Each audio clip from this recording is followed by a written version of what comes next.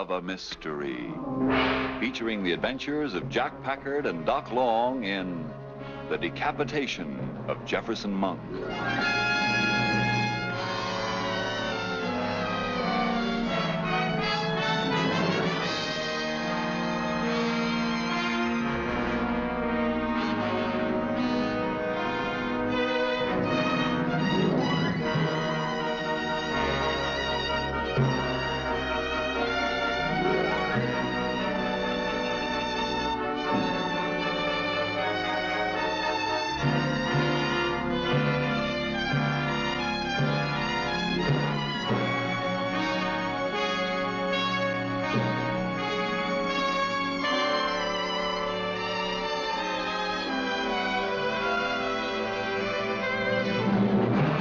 San Francisco, golden gateway to the Orient, where East and West have met and mingled. City of romance and mystery.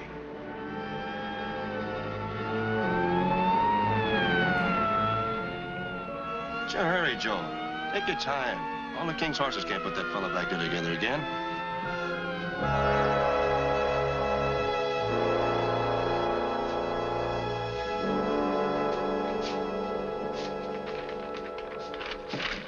Here's his hat, Gippy. Thanks, boys. Name, Jefferson Monk. Address...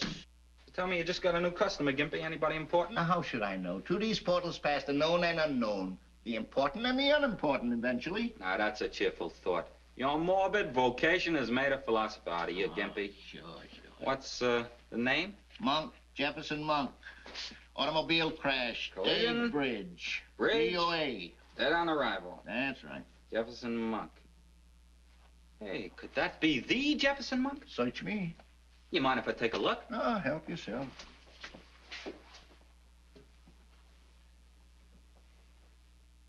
Where's his head? Say, Morgan, how do you spell decapitated?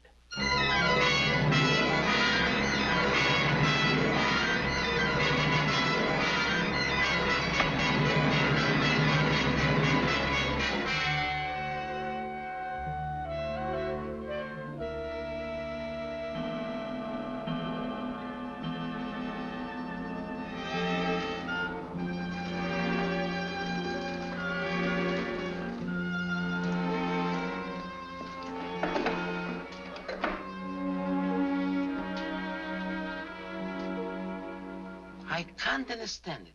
Mr. Monk, he was such a nice gentleman. He used to come here very often.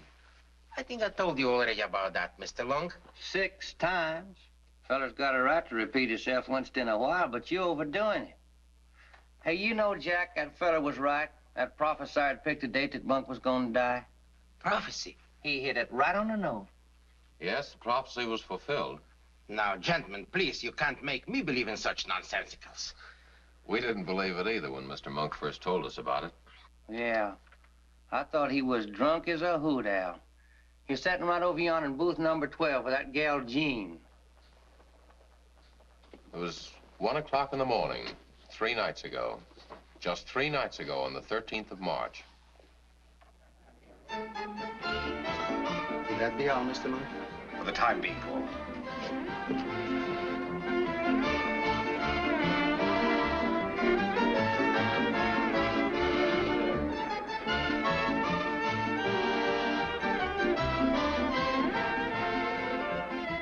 How's your Petrushka, Bavaris? Petrushka?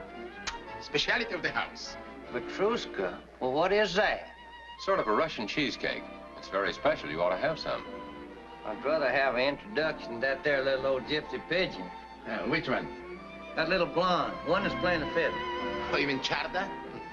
You want to meet her? That's done. As soon as she finishes her number. I guess I ought to warn you, Bavaris, Doc is quite a ladies' man. He's left a trail of broken hearts from Hong Kong to Hong Kong. Excuse me, gentlemen. It seems to be a little trouble in number 12. Why'd you say that? Please, don't talk so loud. Excuse me, Mr. Monk. Has everything been satisfactory? I've been insulted. This lady's insulted me, called me a coward. Oh, I'm sure such a beautiful lady will never intentionally insult you, Mr. Monk. Of course not. Please sit down. I won't sit down. There's no one here who can make me sit down. I'm leaving. Please, Jefferson, Mr. don't Monk. make a scene. Why not? What's the matter with that? How you like that? Here I am enjoying all this fancy foreign feed, and an old-fashioned brawl has to bust out next door just because of lust. She's got...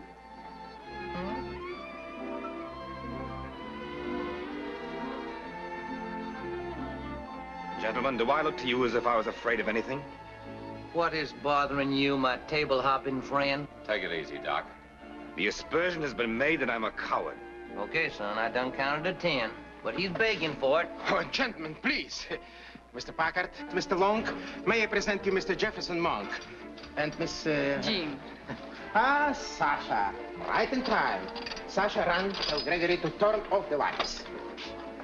I shall light this Café Royale here now, in honor of Mr. Monk and our special guests, the famous detective, Mr. Jack Packard, and Mr. Doc Long. Detectives. That's right. Miss Jean, ladies and gentlemen, this Café Royale is the speciality of the house.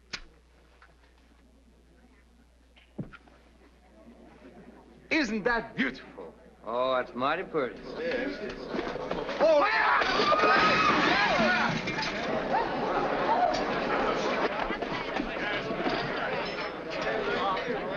ladies and gentlemen, please, that's nothing, just an accident.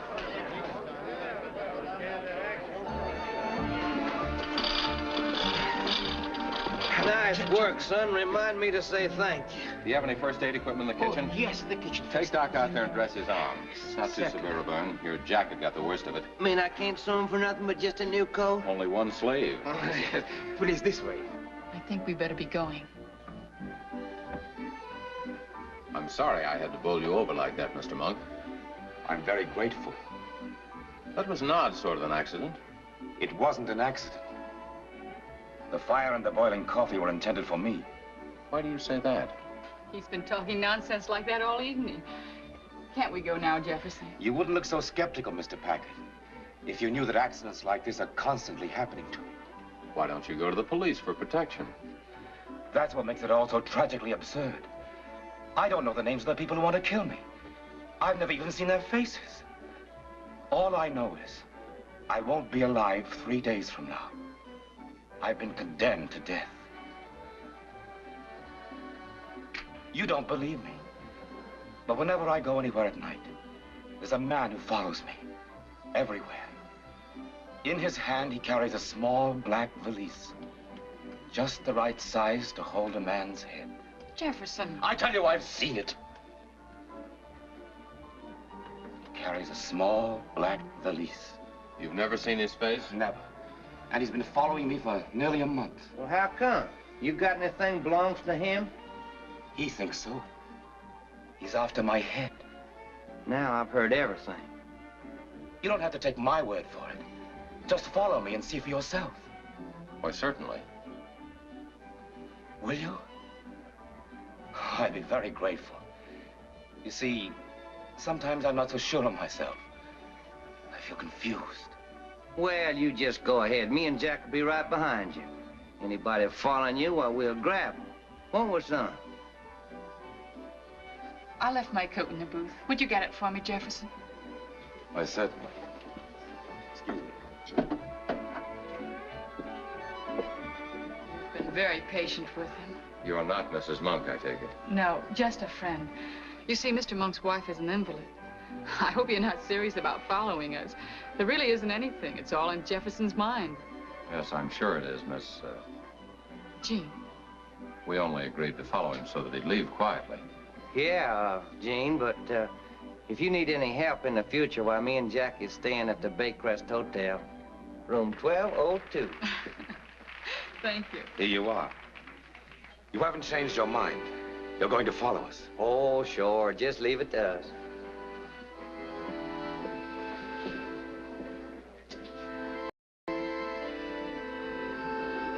Come on, son. My arm's beginning to hurt. Let's get on out of here. Wait a minute. Give him time to get a little way ahead of us.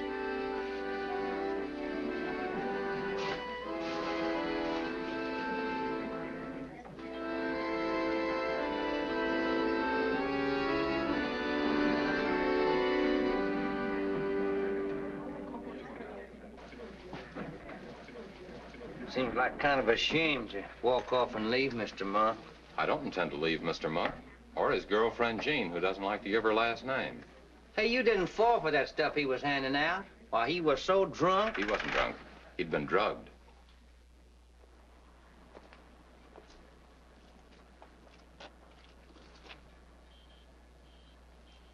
I don't hear them. They said they'd follow us. That doesn't mean they'll be stepping on our heels.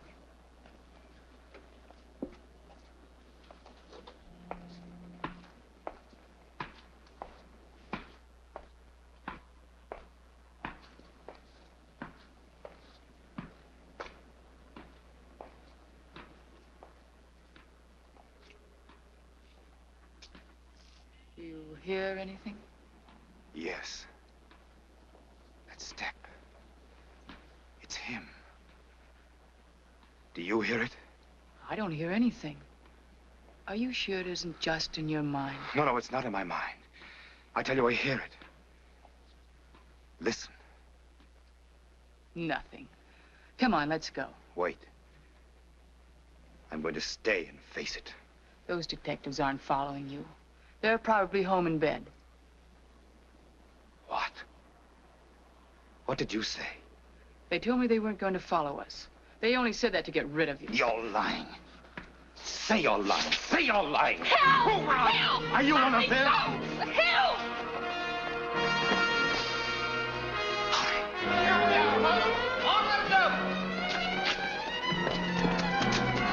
There he goes, Doc. Head after him.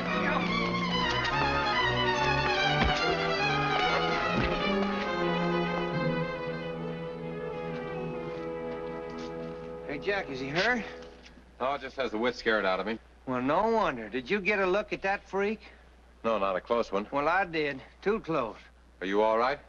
You see, I was telling the truth. Yeah, I guess you were. Well, from now on, Doc and I'll do your worrying for you. Yeah, I can't wait to get my hands on that fellow with that satchel again.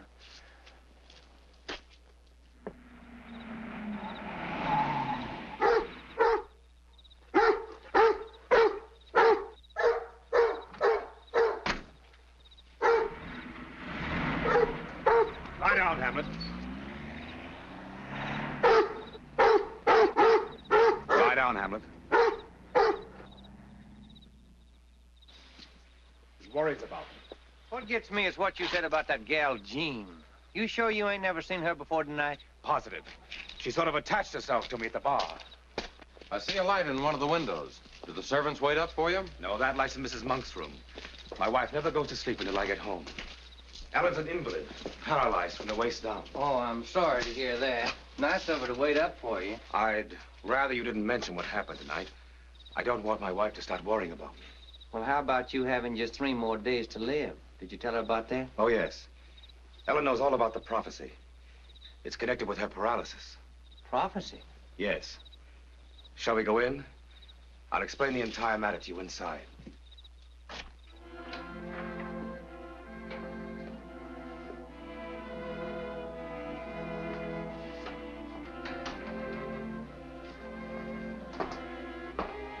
Kind of on the Oriental side, ain't it? Yes, my wife loves everything connected with the Orient. Will you wait a moment, please? I'll tell Ellen I'm here.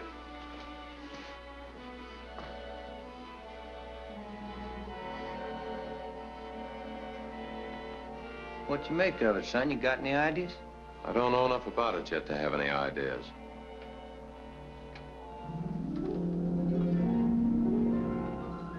What's the matter?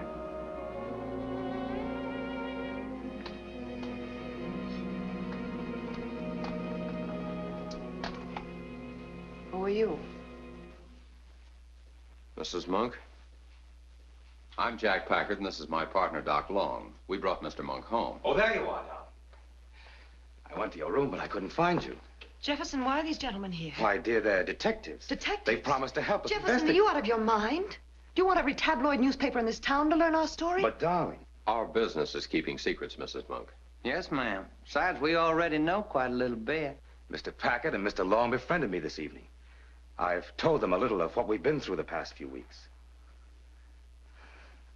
Jefferson and I have been living under such a strain since all this began. I'm afraid I was terribly rude to you. Please forgive me.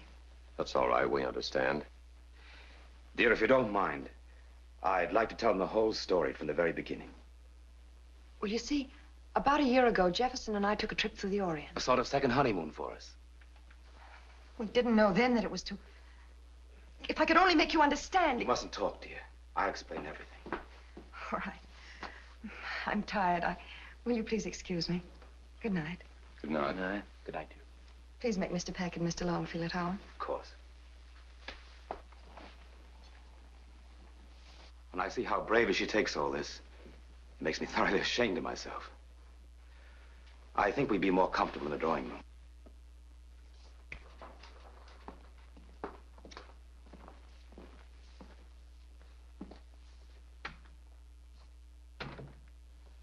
Before we begin, can I pour anyone a drink? Not for me, thanks. I don't ever touch the stuff so early in the morning. Mind if I have one? I need something after tonight's little experience. Go right ahead, son. Have a sip. You were saying something about a second honeymoon. Yes. You see, Ellen and I were great travelers, and this trip was deliberately haphazard. We took coastwise boats and tramp steamers from one seaport to the next, stopping off at wonderful, out-of-the-way places.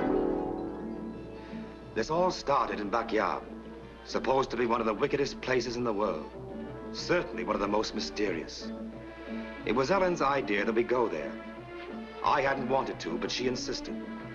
She had heard of a thieves' market in Backyard with the marvelous specimens of jade, and she wanted to visit it. Ellen loves jade and is always collecting it. In those days, she was well and walking. It was there in Backyard that a startling thought came to me. A street musician who seemed to be following us looked strangely familiar. In several ports previously, I was certain we had seen him, always playing the same weird music. Suddenly, his presence ceased being coincidental and became deliberate. I was convinced that the musician was following us and that his music was in some way connected with Ellen and me.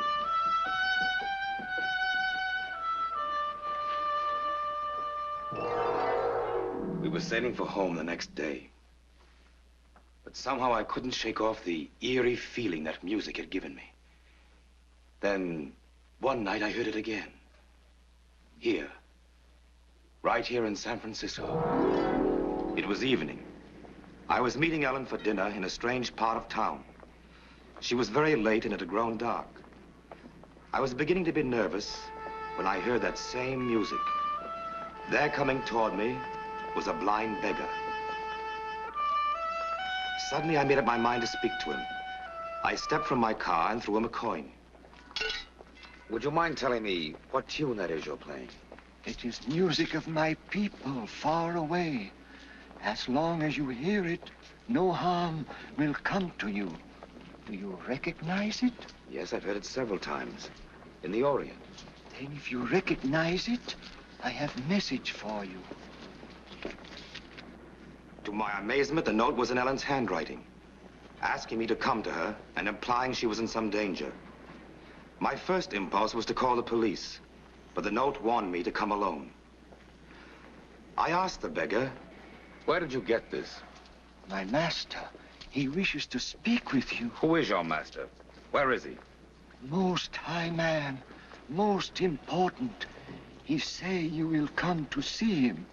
What makes him so sure? He say if you love your wife, you will come to see him. Follow me, please.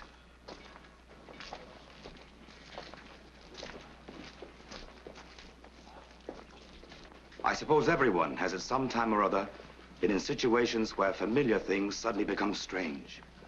It was that way with me. I have lived here all my life, and yet I followed that blind man through alleys and along strange streets I had never seen before. I felt as if I had been cut off from the world I knew. I was alone in a strange, foreign place, and I was frightened, like a child that awakens and finds itself surrounded by new, unfamiliar faces.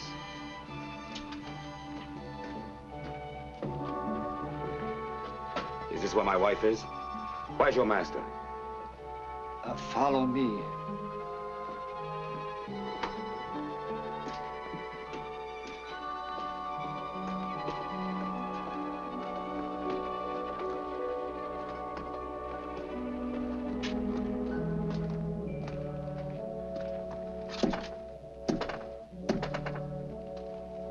master is here.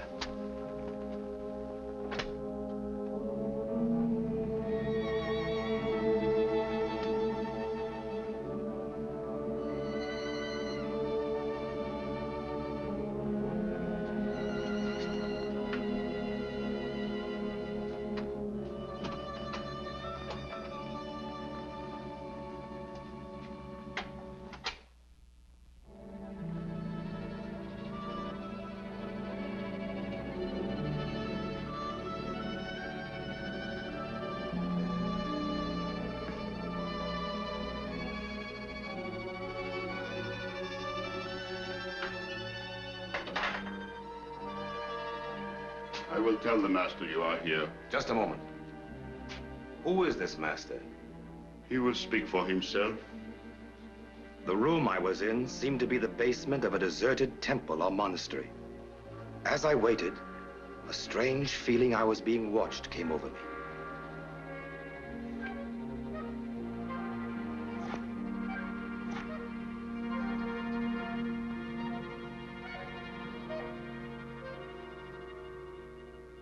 I am the person who sent for you. You may call me Mr. G.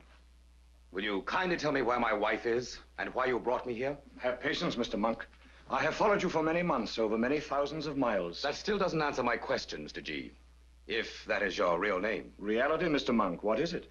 If you are a skeptic, you say only those things that you can see and feel and taste are real. Believe me, there is more to life than that. There is even more to death. I didn't come here to discuss philosophy. Oh, forgive me, I was indulging myself. Allow me to reassure you that your wife is safe and that she is here. Thank you. Now, if you'll take me to her, I'll... Everything in due time, Mr. Monk.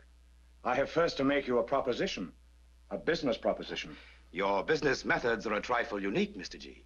You may say the same of the proposition I am about to make.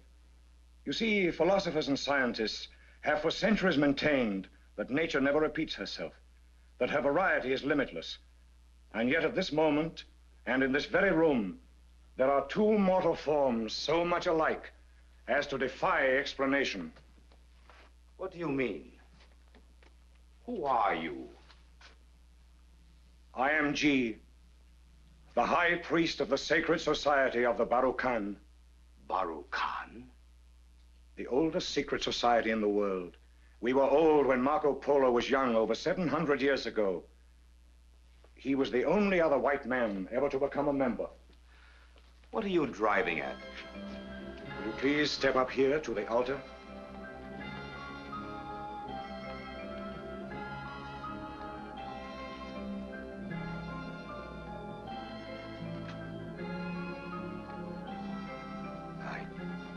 I don't understand. Is it a mummy? Not exactly. It is the body of the Sacred One, the founder of the Barukan.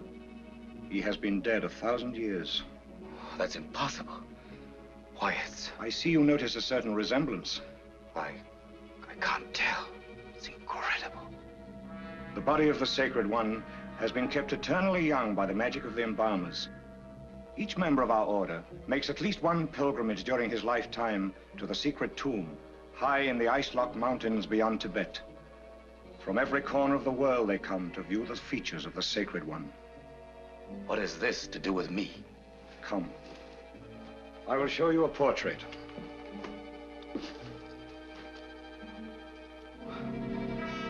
Where did you get this? It is of our beloved founder, made during his lifetime. But that's impossible. It's a portrait of me. Precisely, Mr. Monk. That is why we have brought you here. On behalf of the Society of the Barukan, I am prepared to offer you $10,000 for your head. Are you out of your mind? Quite the contrary. Unfortunately, our founder's head is deteriorating in spite of the most marvelous skill of our embalmers. Mr. Monk, the very existence of the Barukan depends upon your accepting our offer. It's crazy. Absolutely insane. You expect me to sell you my head? When you no longer have any need for it, Mr. Monk. When you are dead.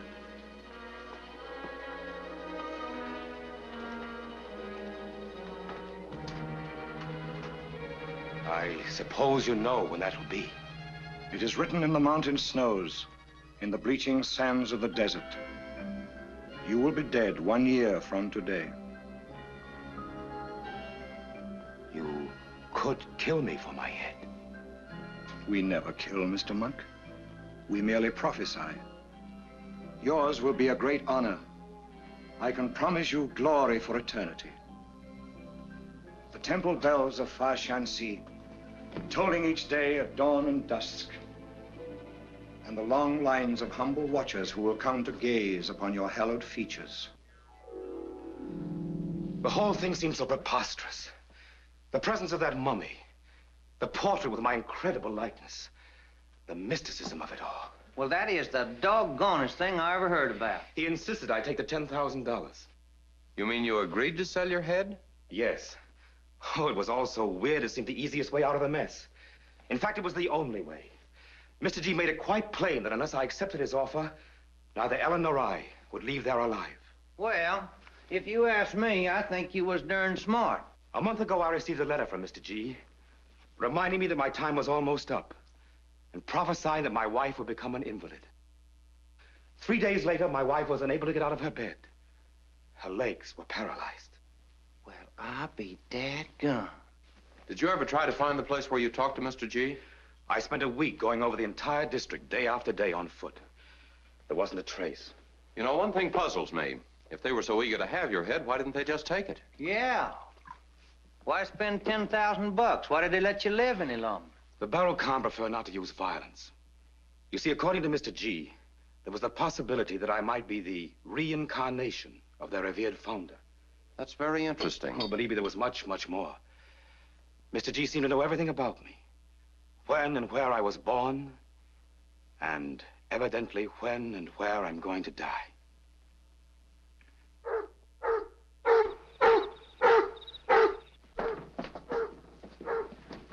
Your Hamlet is kicking up quite a soliloquy. Hey, Jack, look yonder. We got us a prowler, son. Come on. Be careful. They've never come here to my house before. You wait here. We'll see what this is all about.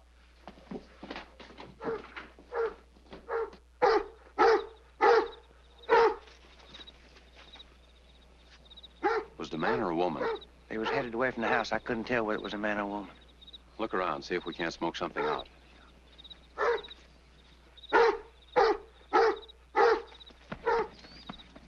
Doc, he's headed for the road. Did you see him?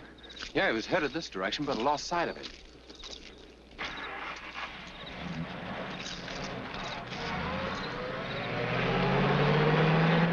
Look out! Hey!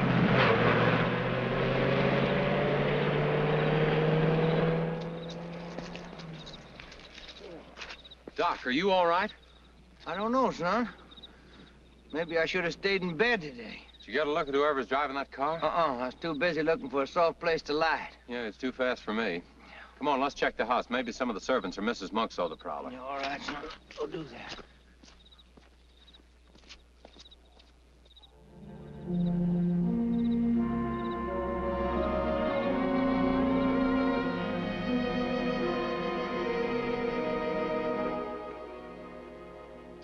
Are you sure you didn't hear anyone just outside? Or that no one has entered the room through this window? Well, of course I'm sure. No one could have come in without my knowing it. I'm a very light sleeper. I guess that's that. Thanks, Miss Monk. Dear, would you ask Osgood to get me a glass of milk? Certainly, dear. Thanks. It's a doggone shame us busting in on you this way. We get to working on a case, we kind of forget about other folks' feelings. Come on, Jack. Good night. No, please stay, Mr. Packard. I'd like to talk to you. Of course, Mrs. Monk. I want to tell you how glad I was that you consented to help us. Jefferson's been so worried. Sometimes I've feared for his sanity, even his life. Suicide? Well, my husband's extremely sensitive. He's tortured himself with the idea that he's responsible for my condition. Does your husband use any drugs or opiates to quiet his nerves? Jefferson refuses sleeping medicines. He thinks they're a sign of weakness. Perhaps if your physician prescribed something, he'd be willing. Well, I'll speak to Dr. Hahn about it. He's the family physician. I think that'll be wise. Good night. Good night.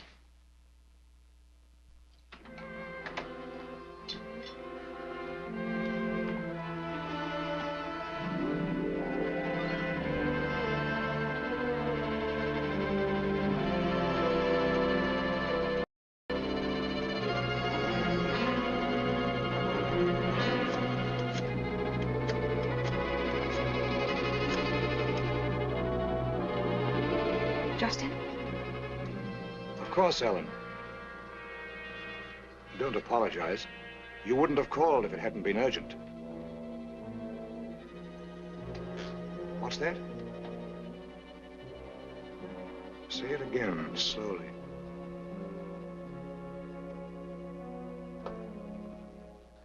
Tomorrow I'm going to see what's behind Mrs. Monk's supposed illness. Supposed? You mean you think maybe she ain't sick? Could be. Well, that's part of the prophecy. Maybe it is, maybe it isn't.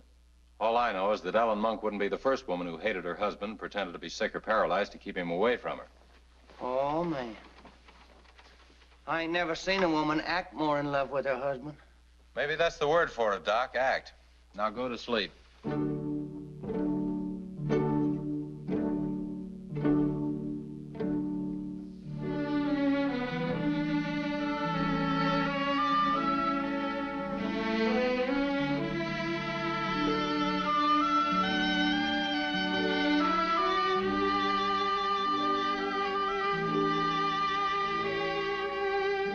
There, didn't you hear it? Well, I hear a symphony, but what of it? Listen to it again.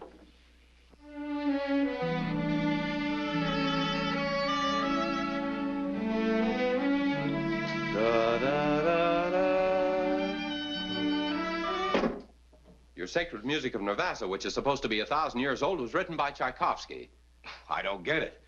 A few notes of music appear in a Russian symphony, but what does it prove? Well, maybe nothing, maybe a lot. Let's look at it this way. I'm a detective. I know a lot of fantastic happenings are supposed to come out of the so-called mysterious East. Things that have never been explained. But you refuse to accept them as facts until they can be proved. Is that it? Exactly. Can you explain my wife receiving a letter prophesying that she'll become paralyzed? No, I can't. But I'd like to see that letter. I have it right here.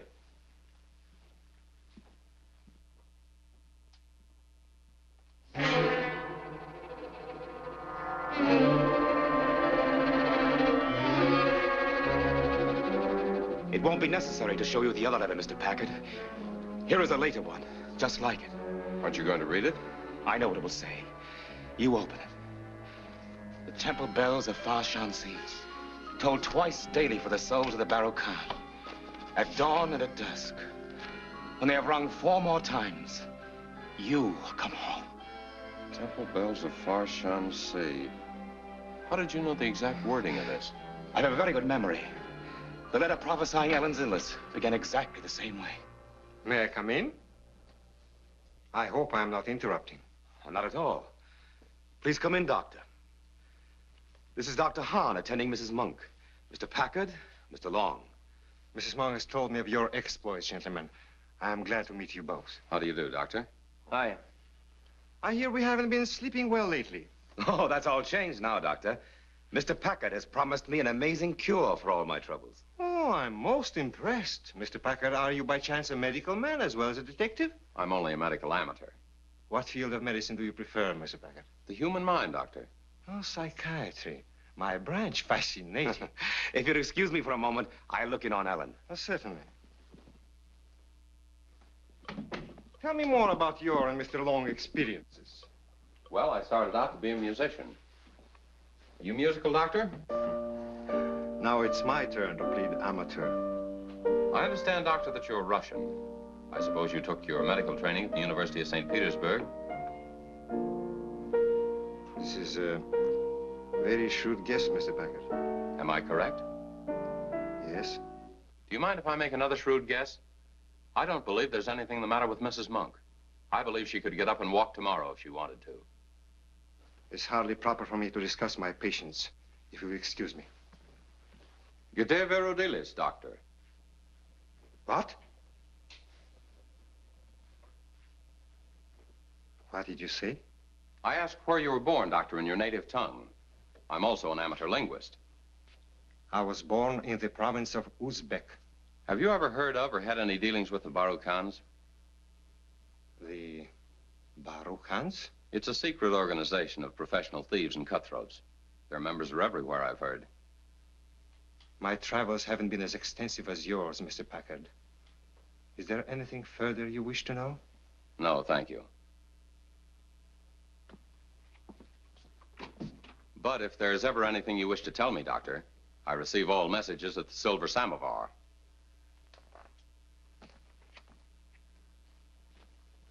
Well, you done struck oil there, son. Yeah, he's in this up to his neck. What's more, he's no Russian. He's probably Eurasian. Well, how many's mixed up in this, anyhow? I don't know, but that's what we're going to find out.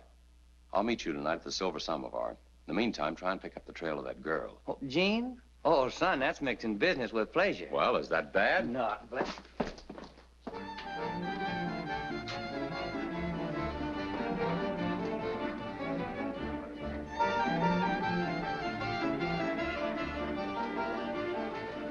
Hey, lady. I've been looking for you. Hello. I was looking for you. You was looking for me? Yes. I wanted to ask you how you got along with my drunken boyfriend last night. What makes you say he's your boyfriend? Or that you're a friend of his family? Because I'm a liar. I've been a liar ever since I can remember. Let's see if we can get a booth before they're all taken. Well, all right.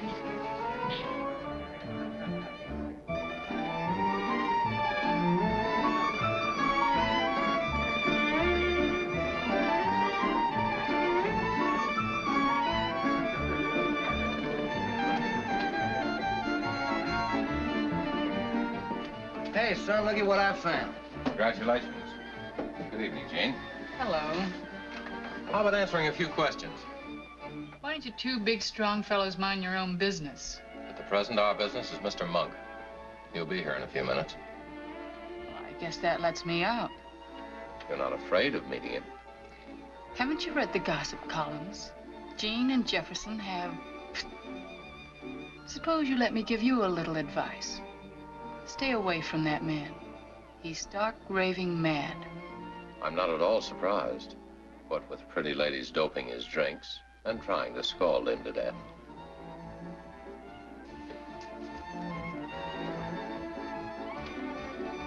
Hey, hadn't we better nab her? No.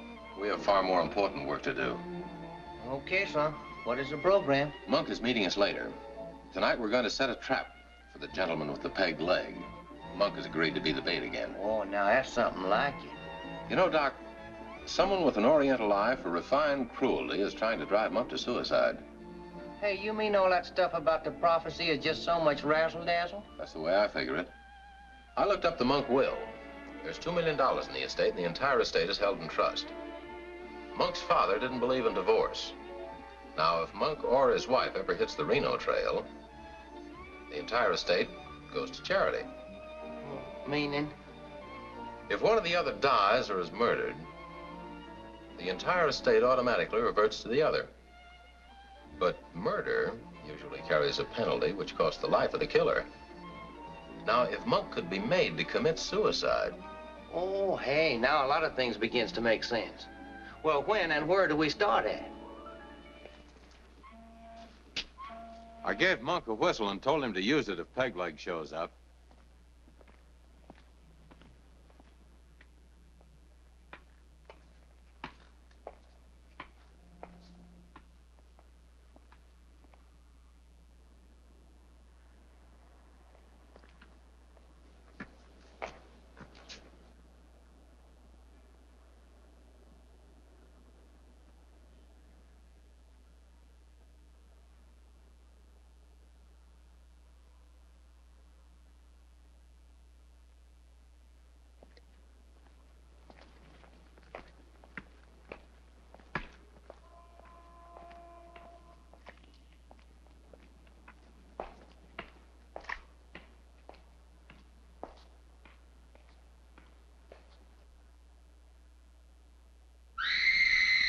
What was that?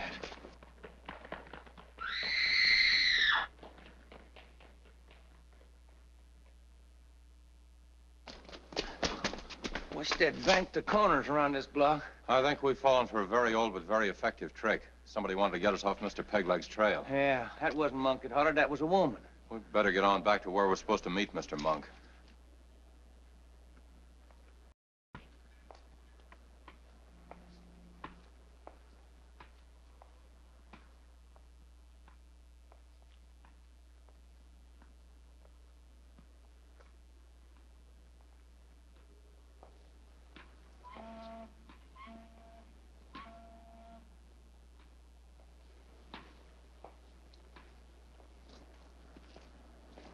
Let's grab that cab. Monk must be somewhere about.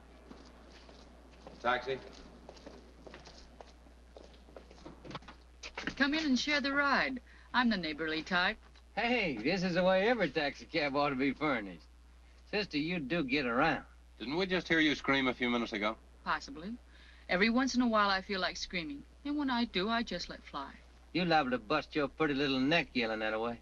Yeah, scream yourself right into jail. If anything happens to Monk and the police get Don't take yourself so seriously. What is this, a pressure group? Sorry, gentlemen. Three's a crowd. I hope I won't be seeing you. Don't never say we didn't warn you. Cruise around the block, driver. We're looking for someone.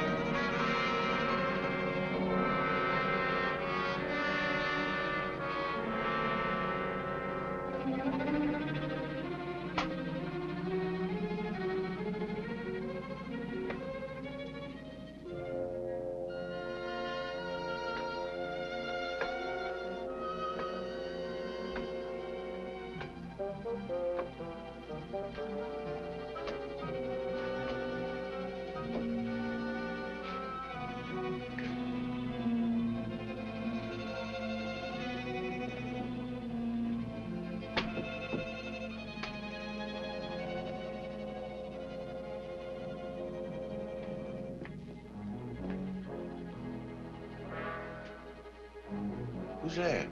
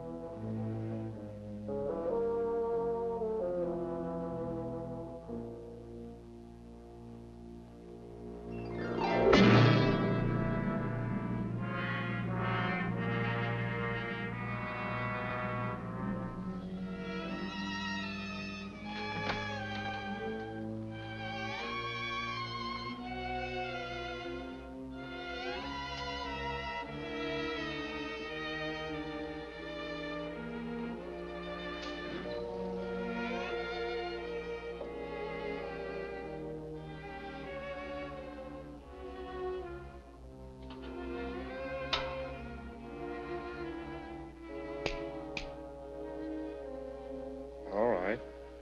Time to wake up. There now. Do you feel rested? As if I'd slept 12 hours instead of 2. Did anyone see you come here? No.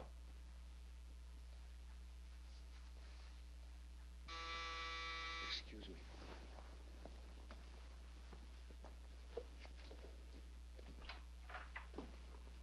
Yes, he's here. Come in, gentlemen. They insisted on seeing you, Mr. Monk. We've been looking for you all night. You hadn't been home all night, and we were worried. We were just about to go to the police, then decided to come by here and have a chat with Dr. Hahn. And here you are. Something went wrong last night. I lost you fellas. Don't you think we better discuss this in private? Oh, but of course, I'll write a prescription for Mr. Monk while you talk over these secret matters. Thank you, Doctor. We'll only be a minute. I don't like that guy. What happened? I started out to lead the man with a black bag to where you were waiting, but he fooled me. He came from the opposite direction. Then I heard a woman scream, and my peg-leg pursuer took to his heels. Did you follow him? No, he was gone before I could think. I walked the streets. For the first time in weeks, I walked alone, unafraid. When it was daylight, I came here. Well, then you ain't seen the morning paper yet. No. Your friend Pegleg had his throat cut last night.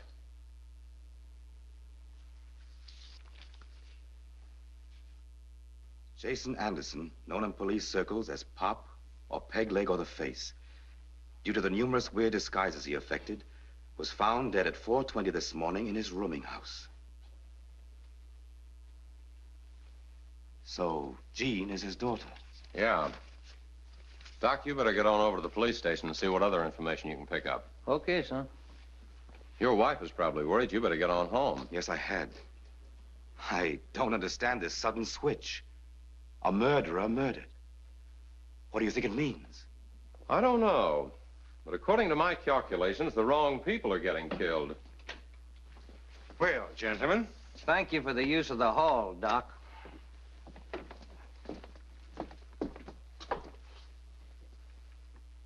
I've been wanting to ask you, Doctor, about drugging a man into a condition where he reacts hypnotically to suggestions he's going to die. For a medical amateur, you possess a most professional curiosity, Mr. Packard. Thank you, Doctor. I didn't really need to ask you that. I could have told you. A man told over and over again that he's going to die finally becomes hypnotized by the idea. I could also have told you that playing with a barrel can is dangerous business. A man got his throat cut last night. There's no telling who'll be next.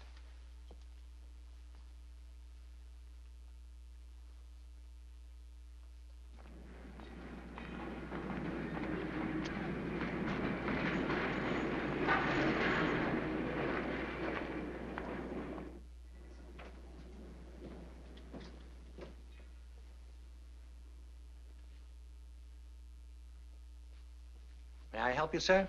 Yes, I'd like to see Mr. Justin Reeves. Is he in? Have you an appointment? No, just say it's Jack Packard, friend of Mrs. Jefferson Monk. Tell him it's important. I'll see if Mr. Reeves is free.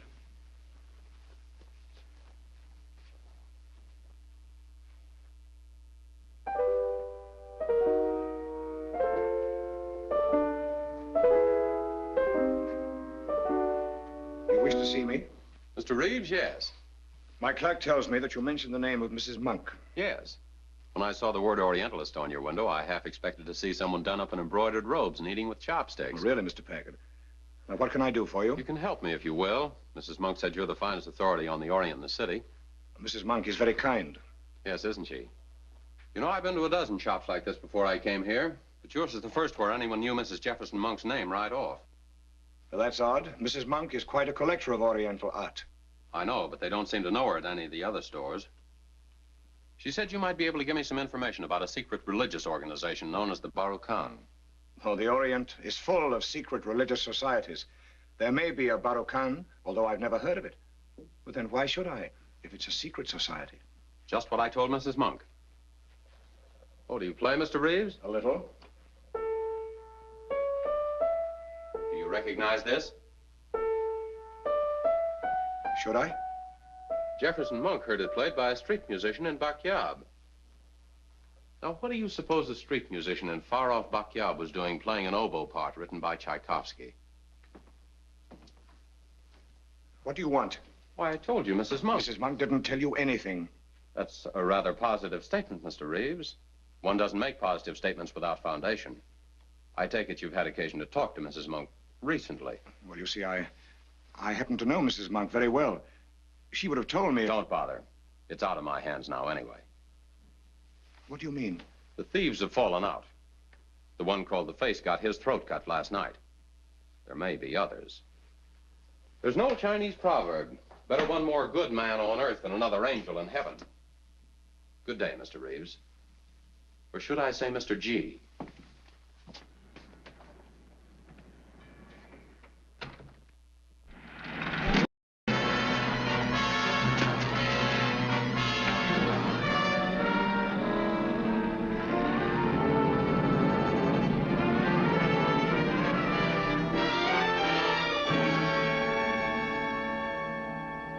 There's certain to be more murders, and soon. We've got to act quickly. Evidence points to both killings being by the same person, which bears out what you just told me. I don't know who killed Jean and Pegleg, but I have an idea for finding out. It's a long chance, but it may work. If it does, we'll have saved a couple of lives. That's the business of this department. What do you suggest? That you arrest me. What? I'm not kidding. What's new, Captain? Anywhere in the killings yet? How about staying connected with this case? We've just had our first break in the knife murders. I'm holding a man as material witness who knows the identity of the killer. What's his name? Who is he? However, this man is standing on his constitutional rights and refuses to talk. What's his angle? Say that again? The man who's withholding the name of the killer is Jack Packard. Jack Packard? Let me out of here. Where's that telephone?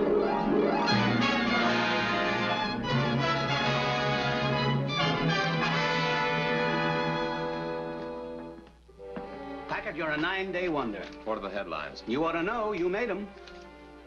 Good. You know, somewhere the killer's read one of those newspapers. He thinks I know who he is. Naturally, he wants to get to me before I decide to talk. I want to fix it so he can get to me. But you'll have to cooperate 100%. What do I do? Tonight at 9 o'clock, I want a few backs turned in this jail.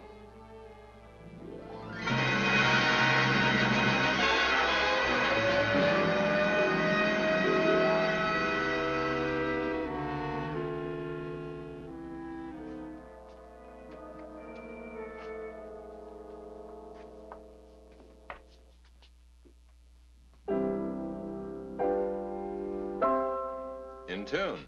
Well, it's downright cozy. All the comforts of home. How'd you fix it? Place belongs to Monk. I had to tell him your plan to get to borrow the joint. I'd like it better if no one knew. Monk will keep his mouth shut. Besides, he's the only one could fix it with the night watchman. Listen, I want you to send identical telegrams to Ellen Monk, Reeves, Dr. Hahn, and Osgood the nurse. Tell them I'm hiding here and that I'm ready to talk business after 12 o'clock tonight. Okay.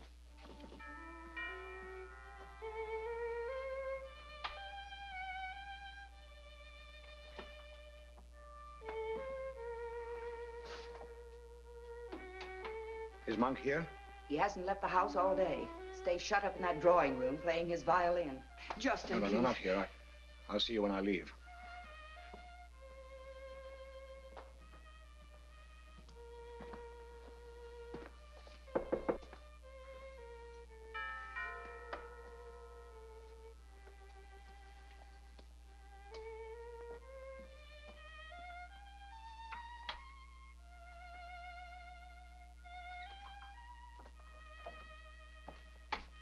Good evening, Osgood. Keep your hands off me. Is everyone here? Yes, we're all here now.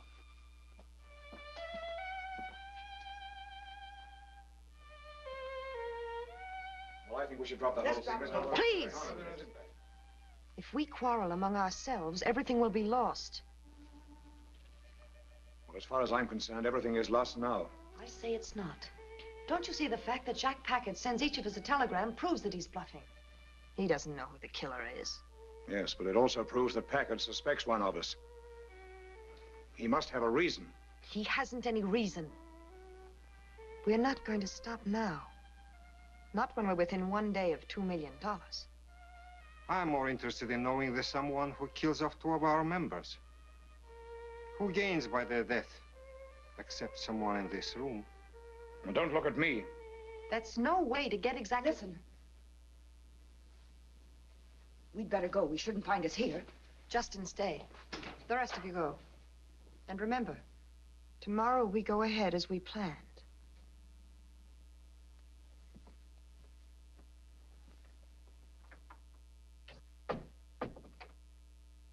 What do you think they are plotting now? Which one of us will be next?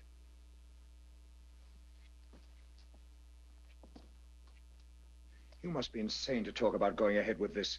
Those 2 detectives have seen through everything. They're suspicious, but they can't prove a thing. I should think you'd be as eager as I am. Think what it means to both of us. Now they're 2 less to share. Who is it? It's I, Ellen. May I come in?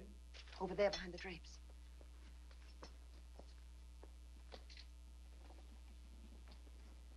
Wait a minute, I'll press the buzzer.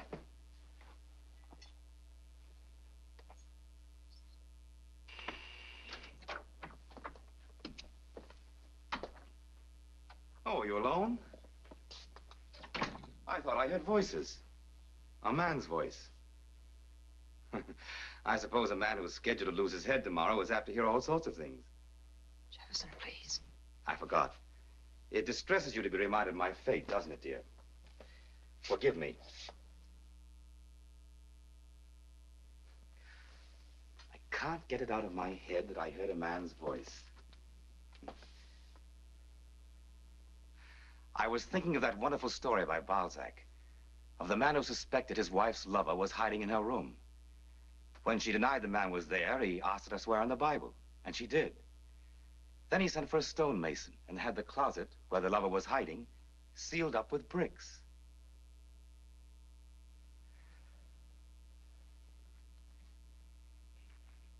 Would you like to swear? Jefferson, please don't joke about such things. I didn't intend to upset you. Good night. It would have been quite dramatic if you had sworn, wouldn't it?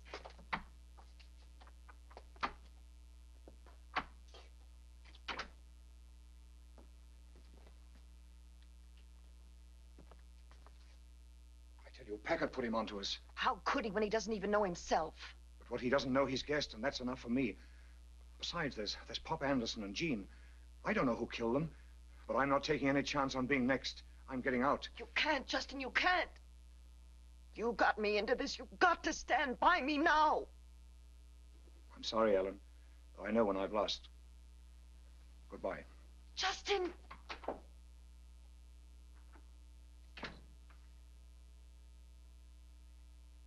Wait.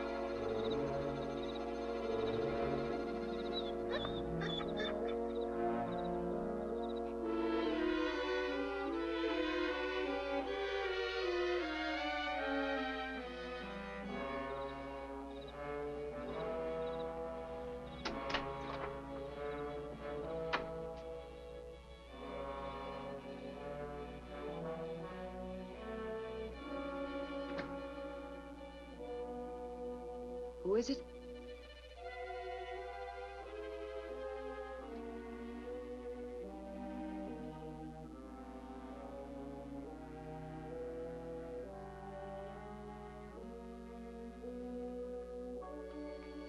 Why, Ellen, you're standing. What a miraculous recovery. I heard a cry outside. Jefferson, please, may I have my chair? Why? You don't need it anymore.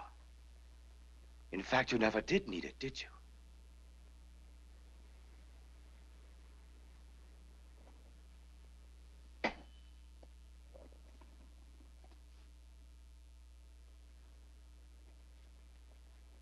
How you must have hated me. Resorting to such cruelty. Driving me to insanity or suicide. It's not true. I'm going to let you suffer, the way you let me suffer. I want you to feel a cold breath of fear as I felt it, day after day, night after night, until your nerves scream as mine screamed. I want you to taste your refined cruelty to the last bitter drop. You're mad. When I found out what you were trying to do to me, my fear became courage. The courage to kill all of you. Justin Reeves is outside there, dead. His throat. His throat. Then you're the killer. Yes.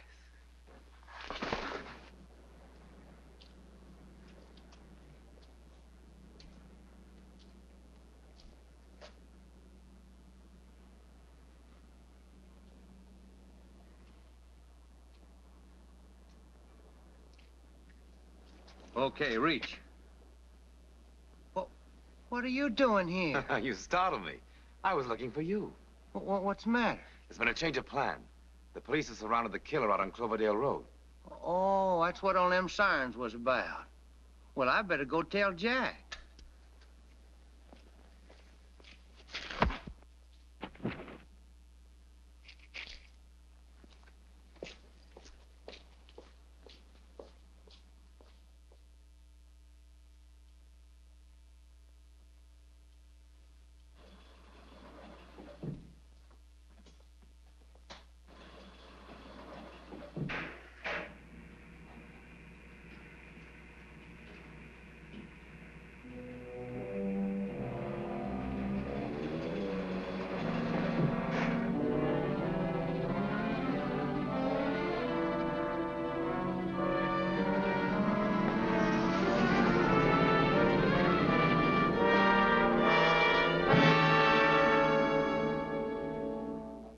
Stay as you are, please.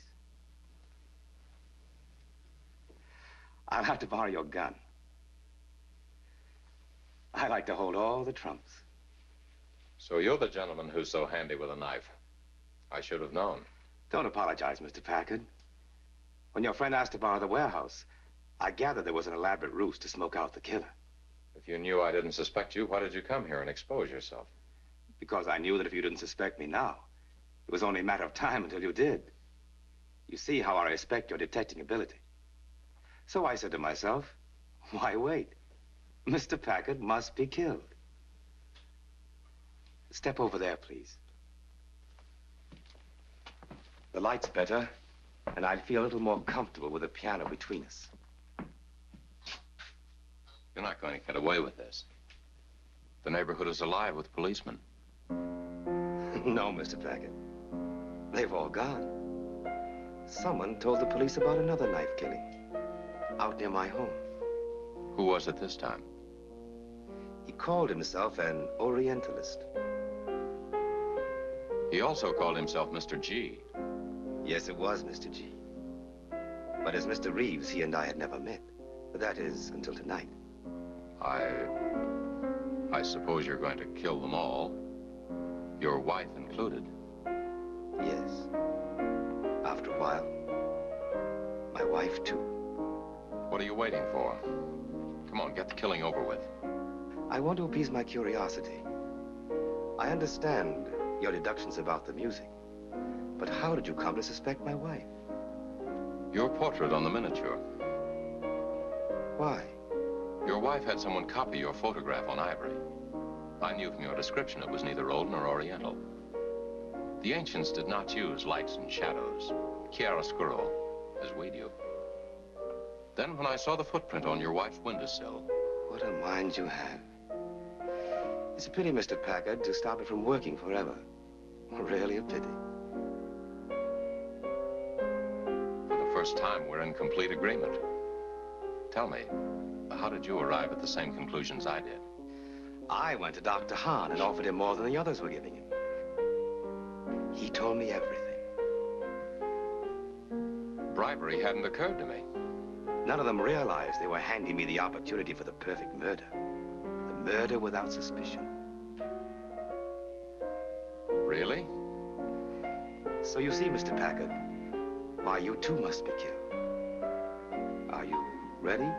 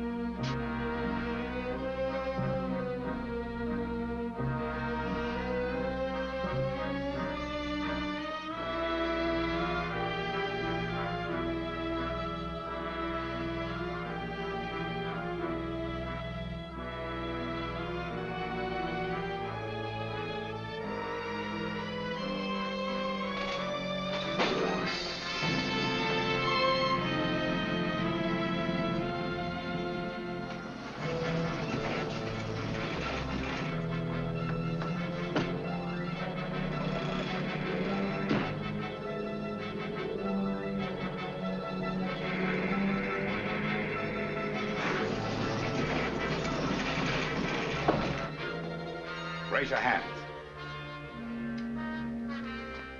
Drop your gun. Mr. Monk, fancy meeting you here.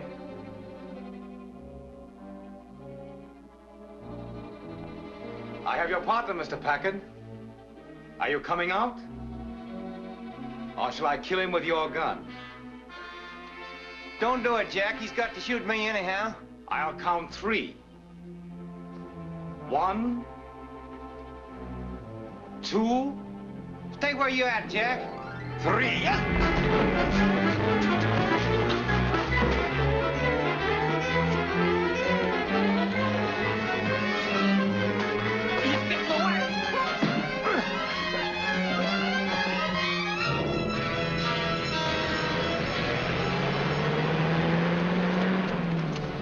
Very close. Yeah, he won't go far. In a few minutes, every cop in town will be looking for him.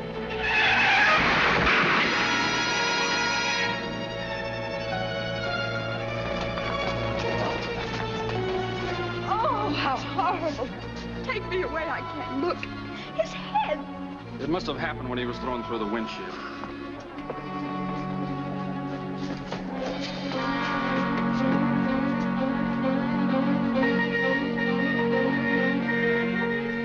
Money, money.